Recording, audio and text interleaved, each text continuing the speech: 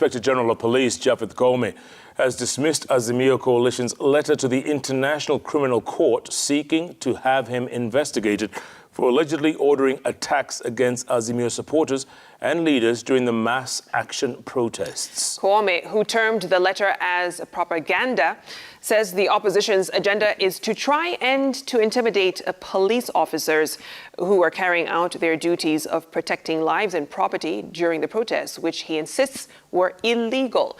The Inspector General, who okayed Sunday's Azimio rally at Kamukunji grounds on condition that they ensure their supporters maintain peace and order, says he will not hesitate to act if Azimio leaders make good their threat of going back to the streets after Ramadan.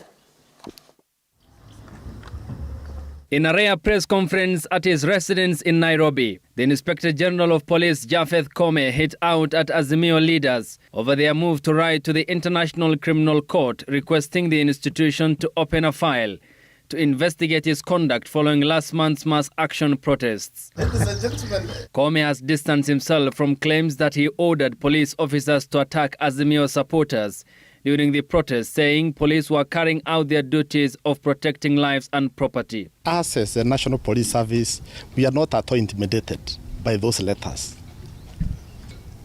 Therefore, I wish to request my fellow members of the National Police Service not to be intimidated at all. The Inspector General of Police, who termed the letter as a propaganda tool by the opposition to try and kick him out of office, vowed that he will not be shaken for serving the country and stopping what he termed as illegal protests. I have patriotic police officers who will take over from me and do the job. There's somebody who lost 20 million in one day. Is that letter, has that been mentioned? Or is just mentioning Koome to intimidate him? That will not happen. I will not be intimidated. While confirming that police had allowed Azimio leaders to hold a public baraza at the Kamukunji grounds on Sunday, after seeking permission from police, Koome warned that if Azimio leaders go back to the streets, his officers will deal with them. When it comes to looting, destroying property, killing people, maiming people, injuring people, that will not happen. Not under my watch. Na nitatumia vifaa zote ambazo nimepewa na Wakenya. Si kununua mimi mwenyewe vifaa. Wakenya ndio wamenunulia mimi hivi vifaa, tiagas, bunduki.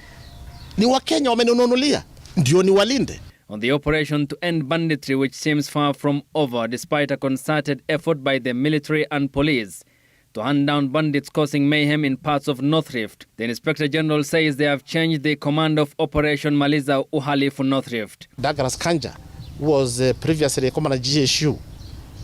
He has instructions to remain there permanently. DIG Kenya Police Service will remain there permanently. Then DIG Gabo will relocate to take care of the borders so that we don't have infiltration of Al-Shabaab into the country. Koome has also promised an all-out war on illicit brew across the country.